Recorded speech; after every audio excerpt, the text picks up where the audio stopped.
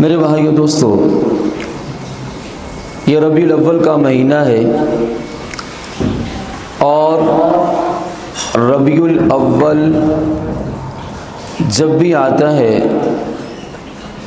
تو ہر مسلمان آپ صلی اللہ علیہ وسلم کے ساتھ اپنی محبت اور عقیدت کا اظہار کرتا ہے۔ ہر آدمی اس مہینے کی خوشی اپنے اپنے انداز سے اپنے اپنے طور طریقے کے مطابق مناتا ہے۔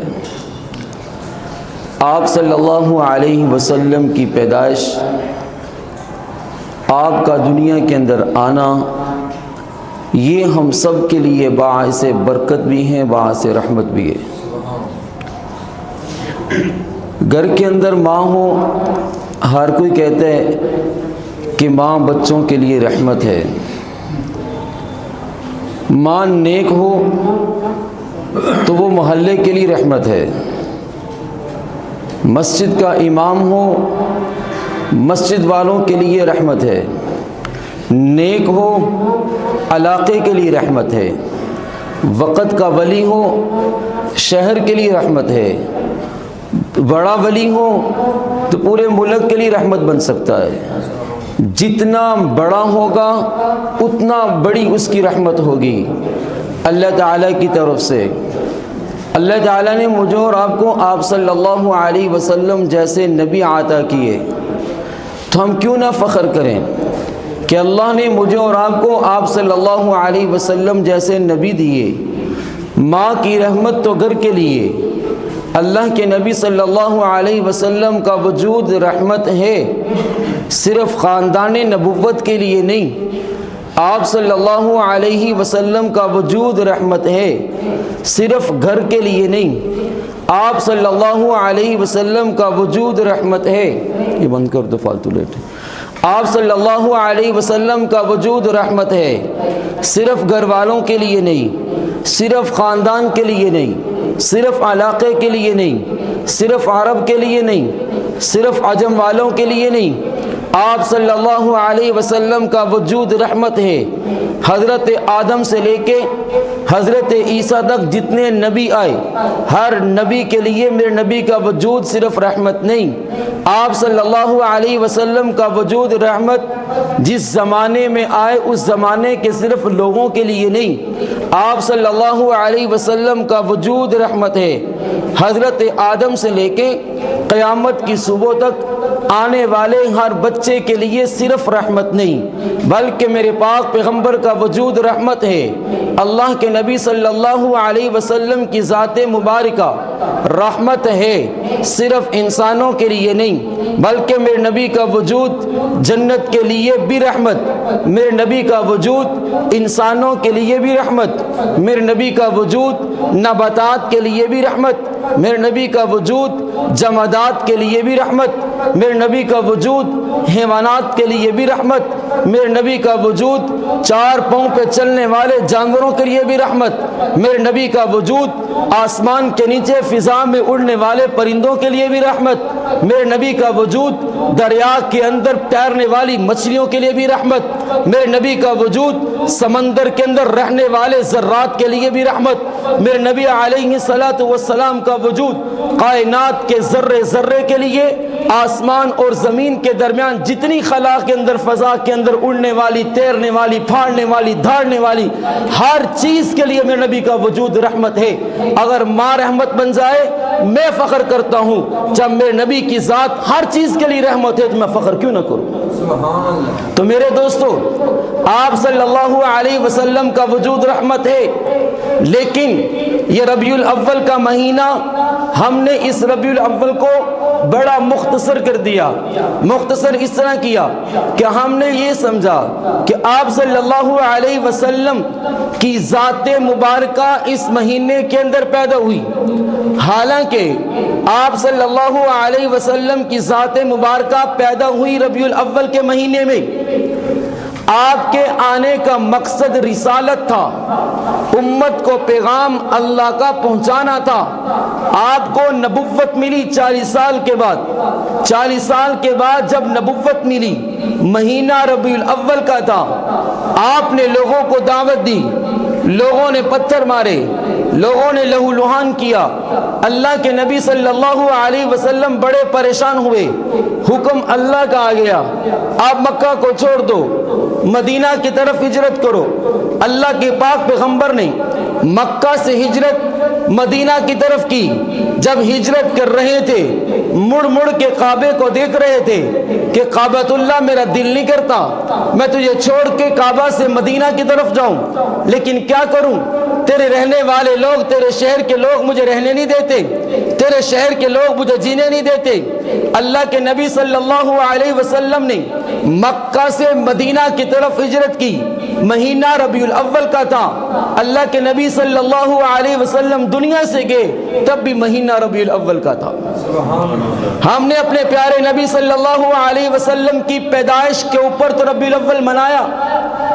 اللہ کے نبی کو نبوت ملی، ہمارے لیے قابل فخر نہیں؟ ہم اس کو بھی بیان کریں۔ ہمارے نبی صلی اللہ علیہ وسلم نے مکہ سے ہجرت کی مدینہ کی طرف، پاکستان کا وجود ملا، ہندوستان سے مسلمانوں نے پاکستان کی طرف ہجرت کی، پاکستان آزاد ہو گیا، ہم مناتے ہیں۔ میرے نبی نے مکہ سے مدینہ کی طرف ہجرت کی، مدینہ جیسا خوبصورت شہر ملا، ہر کوئی نعتیں پڑھتے ہیں مدینے کی یاد میں، تو میرے نبی علیہ الصلوۃ والسلام نے ہجرت کی، کیا اس کا تذکرہ مجھے اور آپ کو نہیں کرنا چاہیے؟ آپ صلی اللہ علیہ وسلم دنیا سے گئے تو ہمارے پیارے نبی صلی اللہ علیہ وسلم اس امت کو کیا پیغام دے کر گئے، اس کو بھی تذکرہ کرنا چاہیے۔ خیر میرے دوستو، آپ صلی اللہ علیہ وسلم کا وجود رحمت ہے۔ آپ کی پیدائش سے پہلے آپ کے والد کا نام حضرت عبداللہ، آپ کے دادا کا نام حضرت عبد المطلب، آپ کے پردادا کا نام حضرت ہاشم۔ اب یہ عبداللہ عبد المطلب بن ہاشم بن عبد مناف بن قصی بن کلاب بن مرہ بن کعب بن لوئی بن غالب بن فہر بن مالک بن مضر بن نصار بن معد بن عدنان، اللہ کے نبی اپنا نسب بیان کرتے ہیں حضرت عدنان تک۔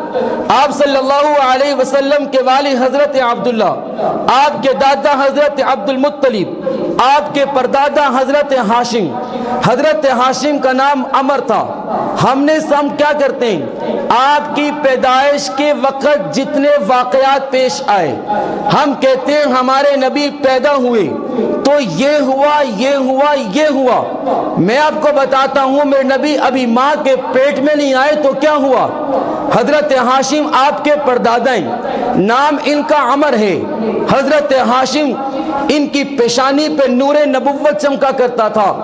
بنی اسرائیل کے علماء لوگوں سے کہتے تھے یہ ہاشم کوئی معمولی آدمی نہیں، یہ ہاشم کوئی عام آدمی نہیں، اس کی نسل سے ایک بچہ پیدا ہوگا، وہ وقت کا نبی ہوگا، پہلے نبیوں کی نبوت پر راج کرے گا، پوری دنیا کے اندر اس کا نام گونجے گا۔ اس وقت ہرقل جو روم کا بادشاہ تھا، اس نے خط کا نکاح کا پیغام بھیجا، کہا کہ میں چاہتا ہوں کہ آپ میری بیٹی شہزادی کے ساتھ نکاح کریں۔ حضرت ہاشم نے نکاح کرنے سے انکار کر دیا۔ جب نکاح کا پیغام بھیجا، انہوں نے انکار کیا۔ حضرت ہاشم نے تجارت کرتے تھے، کہا کہ سال کے اندر 2 مرتبہ تجارت ہوگی، ایک سردی کے موسم میں، ایک گرمی کے موسم میں۔ ہاشم تجارت کے لیے گئے، مدینہ منورہ کے اندر پہنچے، مدینہ منورہ کے بازاروں میں تجارت کر رہے ہیں، خرید و فروخت چل رہی ہے۔ ایک عورت خوبصورت جس کا نام سلمہ بنت عمر تھا، اس کو دیکھا، اس کو نکاح کا پیغام بھیج دیا، کہا کہ آپ کسی کی منکوحہ تو نہیں، آپ کا کسی سے نکاح تو نہیں ہوا؟ کہا میرا نکاح اسیحہ بنت جلاح سے ہوا ہے، میں اس کی بیوی ہوں، اس کی بیوی تھی، اس نے مجھے طلاق دے دی۔ ہاشم نے اس کے ساتھ نکاح کیا۔ جب نکاح ہوا ہاشم کا اس کے ساتھ، تو نکاح کے بعد مدینہ کے اندر کچھ عرصہ رہے۔ جب مدینہ کے اندر کچھ عرصہ رہے تو مدینہ کے اندر کچھ عرصہ رہنے کے بعد سلمہ بنت عمر کو حمل ہو گیا۔ اس پکچر بدل دیا۔ سلمہ بنت عمر کو حمل ہوا، مدینہ کے اندر کچھ عرصہ رہے، جب مدینہ کے اندر رہے تو حمل ہوا۔ ہاشم جو تھے جب مدینہ سے واپس پہنچے، غزہ نامی مقام پر پہنچے تو آپ کا انتقال ہو گیا۔ ان کی عمر تقریباً 25 سال کی تھی۔ 25 سال کی عمر میں ان کا انتقال ہوا۔ جب ان کا انتقال ہوا پھر اس کے بعد جو بچہ پیدا ہوا سلمہ بنت عمر سے، اس کا نام عبد المطلب تھا۔ میں آپ کو ایک عجیب بات سناتا ہوں۔ عبد المطلب تو نام سے مشہور ہے، لیکن عبد المطلب کا نام بھی عبد المطلب نہیں ہے۔ جس وقت یہ پیدا ہوئے ان کے سر پہ ایک سفید بال تھا، جس کی وجہ سے ان کا نام رکھا گیا شیبۃ الحمد۔ جس وقت مدینہ کے اندر ان کی پرورش کی ان کی والدہ نے، تو ان کے چچا کا نام تھا مطلب۔ وہ ان کو مکہ سے مدینہ کے اندر لینے کے لیے آئے۔ جب مدینہ میں پہنچے تو مدینہ کے اندر جب ان کو لینے کے لیے گئے، ان کو مدینہ سے لیا، سواری پر بٹھایا، لے کے جانے لگے۔ راستے کے اندر کسی نے پوچھا، اس وقت ان کے جسم پہ جو کپڑے تھے وہ کپڑے میلے کچیلے کپڑے تھے۔ جب اس کو سواری پہ بٹھا کے لے کے جا رہے تھے، راستے میں کسی نے کہا یہ بچہ کون ہے؟ تو انہوں نے یہ نہیں کہا کہ یہ میرا بھتیجا ہے، انہوں نے کہا کہ یہ جو بچہ ہے یہ بچہ میرا غلام ہے، جس کی وجہ سے ان کو عبد المطلب کہنا شروع ہو گیا۔ جب یہ آئے مکہ کے اندر پہنچے، عبد المطلب بڑے ہوئے۔ حضرت حوا، حضرت ہاجرہ اور حضرت اسماعیل کا قصہ عید الاضحیٰ کے موقع پہ علماء بیان کرتے ہیں۔ جس مقام پر وادی ذی زرع کے اندر حضرت اسماعیل کو چھوڑا گیا تھا، وہاں پہ ایک قبیلہ تھا بنو جرحم۔ وہ قبیلہ چلتے چلتے جب اس مقام پر پہنچا، وہاں پہ پانی کی سہولت جب ان کو نظر آئی، انہوں نے وہاں پہ آباد ہونا شروع کر دیا۔ حضرت اسماعیل کی شادی بھی اس قبیلے کے اندر ہوئی۔ وقت گزرتا گیا، جب یہ وقت گزرتا گیا تو قبیلے بنو جرحم جو تھا انہوں نے اللہ تعالی کی وحدانیت کا انکار کرنا شروع کر دیا۔ اب عرب والے جو لوگ تھے ان کی آپس میں لڑائیاں ہوتی، یہ یہاں سے نکلے، انہوں نے اس کے علاقے کے اطراف کے اندر رہنا شروع کر دیا۔ جس وقت قبیلہ بنو جرحم کی غلطیوں کو دیکھا تو انہوں نے بنو جرحم کے ساتھ لڑائی کرنا شروع کر دی۔ بنو جرحم کو پتہ چلا کہ ہم لوگ یہاں پہ اب نہیں رہ سکتے۔ انہوں نے اس وقت کی جو قیمتی چیزیں تھیں وہ زمزم کے کنویں میں پھینک کے اس کو اوپر سے ایسا بند کر دیا کہ زمزم کا نام و نشان مٹا دیا۔ عبد المطلب حتیم کے مقام کے اوپر آرام کر رہے تھے، جو اس وقت خانہ کعبہ کے باہر کی جگہ ہے۔ آرام کر رہے ہیں، خواب دیکھی۔ اللہ تعالیٰ نے خواب کے اندر کیا کہا؟ احفر برا، برا کو کھودو۔ انہوں نے جو خواب کے اندر آدمی نظر آیا اسے کہا ما برا، برا کیا ہے؟ جب یہ سوال ہوا تو وہ آدمی چلا گیا۔ پھر دوسرے دن آرام کرنے کے لیے وہاں پہنچے، اس نے پھر خواب کے اندر آدمی نے کہا احفر المظنونہ۔ انہوں نے کہا مظنونہ کیا ہے؟ وہ آدمی چلا گیا۔ تیسرے دن پھر وہاں پہ آرام کر رہے تھے، خواب کے اندر کہا کہ احفر طیبہ، طیبہ کو کھودو۔ جب انہوں نے پوچھا طیبہ کیا ہے، وہ آدمی چلا گیا۔ چوتھے دن خواب دیکھی، خواب کے اندر کہا گیا احفر زمزم، زمزم کو کھودو۔ انہوں نے کہا کہ زمزم کیا ہے، تو جواب دیا گیا کہ زمزم ایسا پانی ہے جس کو ساری دنیا پیتی رہے وہ ختم نہیں ہوتا، اس کے اندر بہت ساری برکات ہیں۔ جب یہ زمزم کو کھودنے کے لیے حضرت عبد المطلب اور آپ کے بڑے بیٹے حارث ساتھ تھے، یہ دونوں اس کنویں کو کھودنا شروع کر دیا۔ جب کھودنے لگے ان کو وہاں سے کچھ چیزیں ملی۔ حضرت عبد المطلب نے دعا مانگی کہ یا اللہ مجھے 10 بیٹے دے، میں ان میں سے ایک بیٹا تیرے راستے کے اندر ذبح کروں گا۔ حضرت عبد المطلب نے جب یہ دعا مانگی اللہ تعالیٰ نے 10 بیٹے دیے، 10واں بیٹا عبداللہ پیدا ہوا۔ نظر مانی تھی، اللہ تعالیٰ سے دعا مانگی، نظر مانی تھی کہ مجھے 10 بیٹے دے، اللہ نے 10 دے دیے۔ اب اس نظر کا تذکرہ بچوں کے سامنے کیا کہ میں نے اللہ تعالیٰ سے نظر مانی ہے۔ بیٹوں نے کہا کہ ہم قربان ہونے کو تیار ہیں۔ کوڑا ڈالا گیا، نام عبداللہ کا نکل آیا کہ عبداللہ کو ذبح کرو۔ عقل کہتی ہے عبداللہ سے نسل چلے گی، کاغذ کا ٹکڑا کہتا ہے عبداللہ کو ذبح کرو۔ اب یہاں پہ بحث شروع ہو گئی۔ عبداللہ اللہ کے نبی کے والد ہیں، عبداللہ ذبح ہو گئے تو یہ آگے سلسلہ کیسے چلے گا؟ لیکن جب پورا کھولا گیا تو عبداللہ کا نام نکل آیا۔ عبد المطلب کہنے لگے کہ اب میں آپ کو ذبح کروں گا۔ بیٹے نے کہا میں قربان ہونے کو تیار۔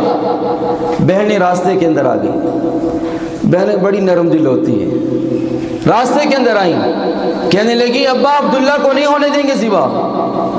کہا پھر کیا کروں؟ کہا آپ ایسا کریں کہ اس وقت جب آدمی کسی کو قتل کرتا تھا تو اگر دیت دی جاتی تھی تو 10 اونٹ دیت پہ دیے جاتے تھے۔ تو کہا آپ ایسا کیجئے کہ ایک پرچی کے اوپر 10 اونٹوں کا نام لکھیں، دوسری پرچی کے اوپر آپ عبداللہ کا نام لکھیں، جس کا نام لکھا آپ اس کو ذبح کر دیں۔ کہا ٹھیک ہے۔ ایک پرچی پہ 10 اونٹوں کا نام لکھ دیا، دوسری پرچی پہ عبداللہ کا نام لکھا۔ جب پرچی نکالی گئی تو پھر عبداللہ کا نام نکل آیا۔ کہا اب کیا کروں؟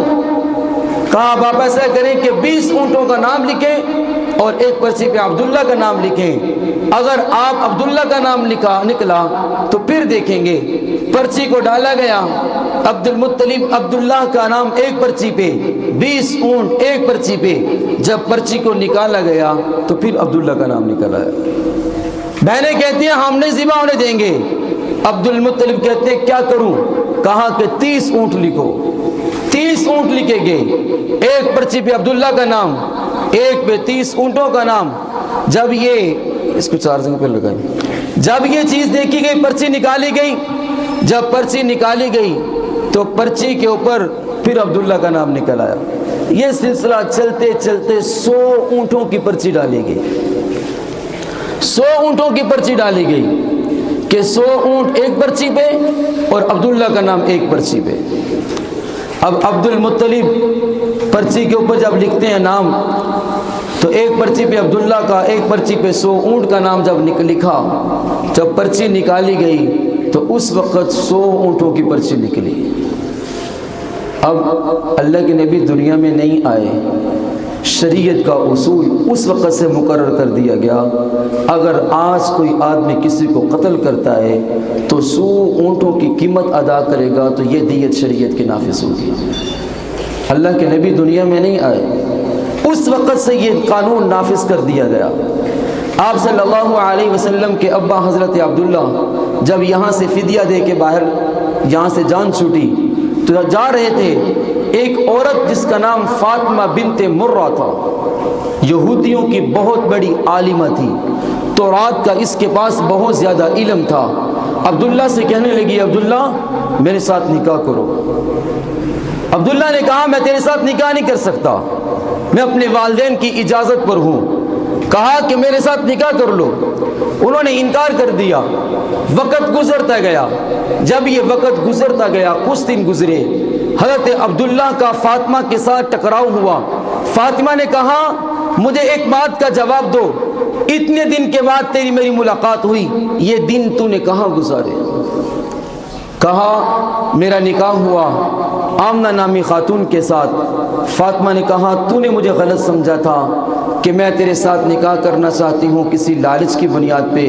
کہا کہ میری تورات کہتی ہے ایک بچہ نبی آخر میں پیدا ہوگا، اس کے باپ کا نام عبداللہ ہوگا، اس کی پیشانی پہ نور نبوت چمکے گا۔ وہ علامات میں نے تیری پیشانی پہ دیکھی تھی، اس لیے میں نے خواہش کا اظہار کیا تھا کہ میں تیرے ساتھ نکاح کروں اور وہ بچہ میرے بطن سے پیدا ہو۔ حضرت ہاشم سے سلسلہ چلا۔ ہاشم کا نام عمر تھا۔ ہاشم کیوں کہتے تھے؟ اس لیے کہ وہ مہمان نواز تھے، لوگوں کی خدمت کرتے تھے. اس کو بند کر دو یار. لوگوں کی خدمت کرتے تھے. جو لوگ آتے ان کو شوربے کے اندر روٹی کے چھوٹے چھوٹے ٹکڑے کر کے بھگو کے ان کو کھلاتے تھے. مہمان نواز تھے. اب مہمان نواز کو عربی کے اندر ہاشم کہتے ہیں. اب ان کا نام اس وجہ سے ہاشم پڑ گیا کہ وہ مہمان نواز تھے. ان کی پیشانی پہ نور نبوت چمکا. عبداللہ کی پیشانی پہ نور نبوت چمکا. اور آپ صلی اللہ علیہ وسلم جب عبداللہ کا نکاح حضرت آمنہ سے ہوا تو آپ صلی اللہ علیہ وسلم جیسا بیٹا دنیا کے اندر پیدا ہوا. اللہ کے نبی صلی اللہ علیہ وسلم کی آمد کا مہینہ ہے, لیکن یہی مہینہ میرے نبی کی مقصد کو ظاہر کرنے کا مہینہ بھی ہے. آپ صلی اللہ علیہ وسلم کی پیدائش پر ہم لوگ جلوس نکالتے ہیں. ہر کوئی اپنی محبت کے مطابق اظہار کرتا ہے, لیکن میرے دوستو اس جلوس کے اندر آج کل کے دور کے اندر ایسی رسم و رواج کیے جاتے ہیں جن کو میرے نبی نے آ کے منع کیا تھا. مثال کے طور پہ جلوس نکلتا ہے, اب اس جلوس کے اندر بینڈ باجے بجتے ہیں, اس کے اندر مقابلے کیے جاتے ہیں. میرے پاک پیغمبر علیہ السلام ان کو منع کرنے کے لیے آئے تھے, لیکن میرے دوستو ہم اس کام کو کرتے بھی ہیں اور میرے پاک پیغمبر کا نام لے کے کرتے ہیں. آپ مجھے بتاؤ یہ زیادتی ہے کہ نہیں؟ اللہ کے نبی صلی اللہ علیہ وسلم کے نام کے اوپر کیک کے اوپر نام لکھتے ہیں اور نام لکھ کے چھری چلاتے ہیں. رب کعبہ کی قسم اس سے بڑا بے غیرت اور لعنتی انسان کوئی نہیں. وہ دیکھو صلح حدیبیہ کا مقام تھا. اللہ کے نبی صلی اللہ علیہ وسلم نے خواب دیکھا کہ اپنے صحابہ کو لے کے عمرہ کرنے آؤ. اللہ کے نبی 1400 صحابہ کو لے کے عمرے کے لیے چل پڑے. جب حدیبیہ کے مقام پر پہنچے, اللہ کے نبی صلی اللہ علیہ وسلم ایک طرف, سہیل نامی کافر ایک طرف, ان دونوں کے درمیان شرائط کو طے کیا گیا. شرائط لکھنے والے حضرت علی تھے. یہ لکھا گیا کہ یہ میں جو شرائط لکھ رہا ہوں سہیل اور محمد الرسول اللہ کے درمیان لکھ رہا ہوں, یہ ان دونوں کے درمیان طے ہو رہی ہیں. سہیل نے کہا ہمارا جھگڑا اسی بات پر ہے کہ ہم آپ کے نبی کو اللہ کا رسول نہیں مانتے. آپ نے محمد الرسول اللہ لکھا, ہم اس کو نہیں مانتے, لہٰذا اس کو کاٹ دو. اللہ کے پاک پیغمبر نے علی سے کہا علی اس کی بات کو مانو اور کاٹ دو. کہنے والے اللہ کے پاک پیغمبر تھے, جن کے اشاروں پہ کٹنے والے صحابہ تھے. حضرت علی نے انکار کر دیا, کہا کہ اللہ کے پاک پیغمبر میری غیرت گوارا نہیں کرتی میں آپ کا نام کاٹوں. حضرت علی نے کاٹنے سے انکار کر دیا. آج کا مسلمان کیک بھی بناتا ہے, اللہ کے پاک پیغمبر کا نام بھی لکھتا ہے اور نام کو کاٹتا ہے اور اس کے اوپر فخر بھی کرتا ہے. تم بتاؤ اس کے اندر غیرت ہے کہ یہ بے غیرت ہے؟ اللہ کے نبی صلی اللہ علیہ وسلم کے نام کس پر ربیع الاول کے مہینے میں ڈانس ہوتا ہے, ربیع الاول کی 12 تاریخ کو ناچا جاتا ہے, شرابیں پی جاتی ہیں, خدا کی قسم زنا ہوتا ہے. اس کے اوپر نام میرے نبی کا لیا جاتا ہے, عورتوں کو بھی نچوایا جاتا ہے, نوجوانوں کو نچوایا جاتا ہے. اور میرے دوست مجھے تم بتاؤ, میرے نبی عورتوں کو عزت دینے آئے تھے, اس کام کو ختم کرنے کے لیے آئے تھے. آج عورت کو جو عزت اور مقام ملا ہے وہ لوگ تھے جو بچے اپنی ماں کے ساتھ زنا کرتے تھے. میرے نبی آئے تو وہی بچے ماں کی حفاظت کرنے والے بن گئے. وہ لوگ جو بچوں کو زندہ دفن کرتے تھے, 12 ربیع الاول کو اللہ کے نبی صلی اللہ علیہ وسلم کی پیدائش کا دن کہا جاتا ہے. اس کے اندر مورخین کا اختلاف ہے, بعض کہتے ہیں 9 کو پیدا ہوئے, بعض کہتے ہیں 8 کو پیدا ہوئے. ہم اس بحث میں نہیں جاتے, لیکن جو میں بات کرنے لگا ہوں, جس وقت اللہ کے پاک پیغمبر پیدا ہوئے اس گھڑی کے اندر جتنی عورتوں نے بچوں کو جنم دیا, کوئی بیٹی پیدا نہیں ہوئی, بیٹے سارے پیدا ہوئے. محدثین نے اس کی وجہ یہ لکھی کہ اللہ کے پاک پیغمبر بچیوں کے لیے رحمت بن کے آئے. اگر اس وقت بچی کوئی پیدا ہوتی تو کوئی کافر بچی کو قتل نہ کر دیتا. آنے کا مقصد بھول چکے ہیں کہ میرے پاک پیغمبر اس دنیا کے اندر کیوں آئے تھے. اگر عشق رسول ہے تو میرے دوستو ہم لوگ عشق کسے کہتے ہیں کہ اس کی ہر ادا پہ اپنے آپ کو قربان کر دیا جائے, اس کے اوپر اپنی ہر ادا کو قربان کر دیا جائے. یہاں پہ کوئی نماز چھوڑ دے تو اس سے نہیں کہا جاتا یار تیرے نبی کے ساتھ عشق کا اظہار ہی ایسے ہوتا ہے کہ تو نماز پڑھ۔ جلوس نکلے گا، لوگ ڈھول بجائیں گے، کتنے لوگوں کی نمازیں رہیں گی؟ کتنے لوگ ناچ گانے کے مقابلے ہمارے سیالکٹ کے اندر ہوتے ہیں، بینڈ بازے کے مقابلے، نام میرے نبی کا استعمال کیا جاتا ہے، وہاں پہ انعام دیا جاتا ہے۔ تو خدا را میرے دوستو، یہ پیغام میرا آپ تک پہنچانا میری ذمہ داری تھی۔ اللہ کے نبی صلی اللہ علیہ وسلم کا فرمان ہے بلغوا عنی ولو آیا، تمہارے پاس ایک بھی بات دین کی پہنچ جائے تمہارے ذمہ فرض ہے، لاگو ہے، ضروری ہے کہ اس کو دوسرے تک پہنچاؤ۔ اب یہ بات ہم تک پہنچ گئی، اب ہماری ذمہ داری ہے کہ ہم اس کو آگے دوسرے تک پہنچائیں۔ آپ صلی اللہ علیہ وسلم کی پیدائش کیسے ہوئی انشاءاللہ العزیز ہم اس کو اگلے جمعے بیان کریں گے۔ اللہ تعالیٰ سے دعا ہے اللہ کہے سنے پہ عمل کی توفیق نصیب فرمائے۔